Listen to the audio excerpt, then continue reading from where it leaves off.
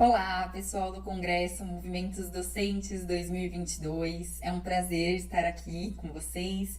Eu vou iniciar fazendo a minha audiodescrição. Eu sou uma mulher branca, tenho cabelos negros encaracolados, com volume alto. Eu estou com um batom vermelho e eu vou fazer hoje a apresentação do trabalho Tecnologias Assistivas para Pessoas com Deficiências Visuais na Educação. Esse trabalho foi produzido por mim, Caroline, e eu sou professora e coordenadora no Museu da Matemática Prandiano. Foi produzido também pela Luciana Paula Lourenço, que é mestranda em Educação e economista doméstico, e pela professora Marciana Farinha, que é psicóloga e professora da Universidade Federal de Uberlândia. Quero começar aqui definindo o que é tecnologia assistiva, tá? Segundo a Lei Brasileira de Inclusão da Pessoa com Deficiência, a LBI, que vocês estão vendo aí no slide de 2015, é uma lei, esse termo aparece dentro dessa lei, tá? É um termo que ele está ligado ao conceito de igualdade, de não discriminação, de acesso à informação, à comunicação, e TA, que é a sua sigla, né, caracteriza aí uma diversidade de recursos e também de serviços, né? Muitas vezes a gente pensa bem nos recursos, né, nos recursos físicos, mas também está ligado aos serviços que contribuem para proporcionar ou até ampliar as habilidades funcionais de pessoas com deficiência, tá? Promovendo também aí a independência, a inclusão dessas pessoas. E quem é o deficiente, quem é a pessoa com deficiência visual, tá? É a pessoa que apresenta cegueira, conforme o artigo 5º do decreto 5.296 de 2004, é a pessoa que apresenta uma acuidade visual igual ou menor que 0,05 no melhor olho, né? Com a melhor correção óptica, ou também uma pessoa com uma baixa visão ou com ocorrências simultâneas desses processos, tá? No nosso trabalho a gente deixou isso bem definido e você também encontra uma definição bacana nesse decreto que tá disponibilizado aí.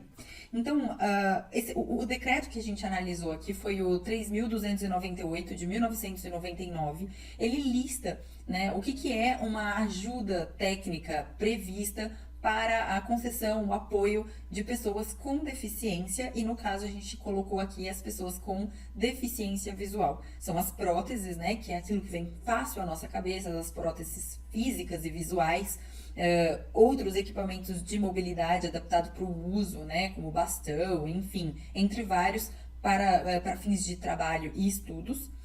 São facilitadores de cuidado com higiene pessoal. A gente conhece bastante aquelas barras nos banheiros, mas tem diversos facilitadores que favorecem a autonomia, né, e a segurança. E também material apropriado pedagógico para efeito de educação, capacitação e recreação. E como que a gente pode escolher esses materiais, né? A gente tem que entender aí também que depende de vários fatores, né, da especificidade de cada aluno, relativo também ao grau de deficiência que ele possui. Então, precisa ter uma avaliação das tecnologias por uma equipe multidisciplinar, considerando uma aplicabilidade funcional, né, a preferência pela satisfação do usuário em poder utilizar isso, né? Normalmente, para a deficiência visual, a interface entre ele entre a pessoa com deficiência, né, e a máquina, né, um ambiente virtual, normalmente é o que mais é requisitado quando a gente está falando de tecnologias assistivas, né? Permite aí uma navegação entre os conteúdos, onde ele consegue fazer uso da audição para entender e para se apropriar do conteúdo.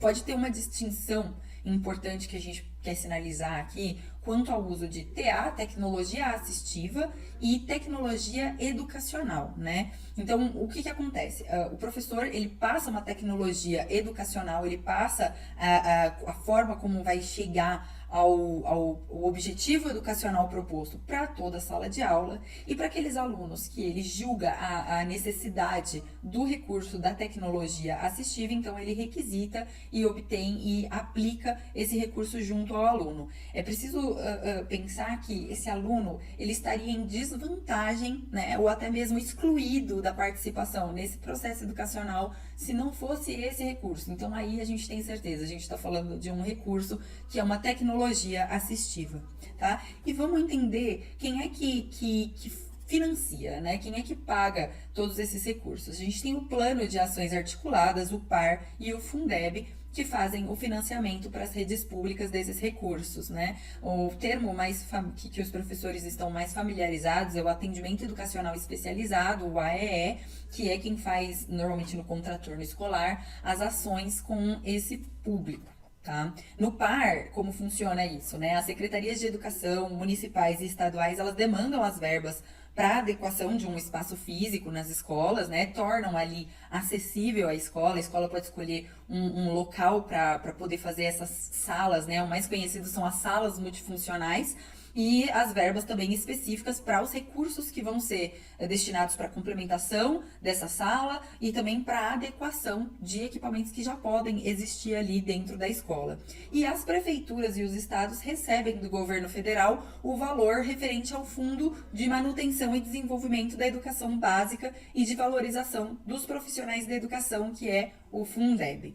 Então a gente verificou que existem sim as legislações, né, e fundos de amparo à pessoa com deficiência visual, e o que a gente percebe que se faz é necessária a fiscalização das formas de desenvolvimento desses programas de auxílio, né? Então a gente tem aí uma realidade que não experimenta aí o que foi posicionado pela gente até então.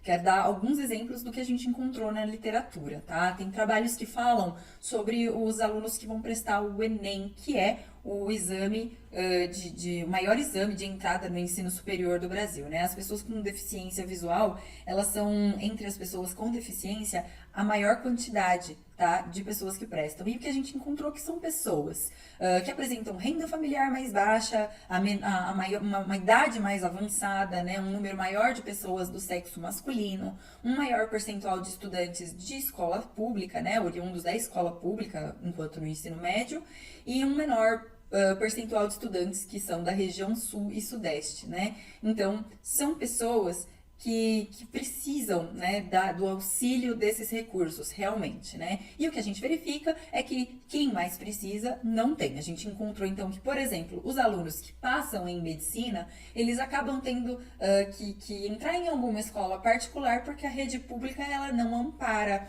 essas pessoas, ou ampara muito mal, né, essas pessoas que precisam desses recursos. Então, eles acabam tendo que entrar em escolas particulares, né, em institutos particulares, para serem melhor amparados. E a rede privada do ensino básico, ela está muito melhor preparada para acolher crianças com deficiência. Então, eu queria lembrar sobre o artigo 28, né? Esse artigo 28, ele determina da lei, tá? Da LBI, que é a Lei Brasileira de Inclusão da Pessoa com Deficiência. E determina que o poder público, ele deve assegurar, desenvolver, acompanhar e avaliar o sistema educacional inclusivo, garantindo condições de acesso e permanência. E o que a gente verifica é que, na prática, isso nem sempre acontece, tá? O modelo de cuidado que a gente vê, por exemplo, fundamentado nos direitos humanos, ele defende que a pessoa com deficiência é um indivíduo de direitos e precisa de condições dignas para sua sobrevivência, né? O que exige um papel ativo do Estado e da sociedade. Dentre os direitos da pessoa com deficiência está a educação. Ela deve ser inclusiva e contemplar a diversidade humana nas suas especificidades. Então, a gente vê que não é nenhum favor, não é nenhuma assistência, é um direito. Tá? Então, a gente discutiu um pouco no nosso trabalho sobre a inclusão dessas pessoas com deficiência visual na educação. A gente verificou que, por mais que hajam legislações que visem aí parametrizar, assegurar os direitos, né, sobre a necessidade de proporcionar essas condições equânimes a todo esse conjunto de pessoas que são as pessoas com deficiência visual, esses profissionais e esses recursos acabam realmente não chegando às mãos do público que demanda esses serviços. Então, eu quero agradecer a presença de vocês aqui, quero deixar o meu muito obrigada aos profissionais que trabalham com inclusão, que vivem nessa batalha por uma educação mais inclusiva no Brasil, e aproveitar também para fazer um convite para que vocês conheçam a iniciativa Educa Saudável, projeto meu com as outras autoras citadas, e agradecer a oportunidade ao Congresso Internacional Movimentos Docentes, que vem aí trazendo mais uma vez uma educação transformadora. Muito obrigada e ótimo congresso para vocês!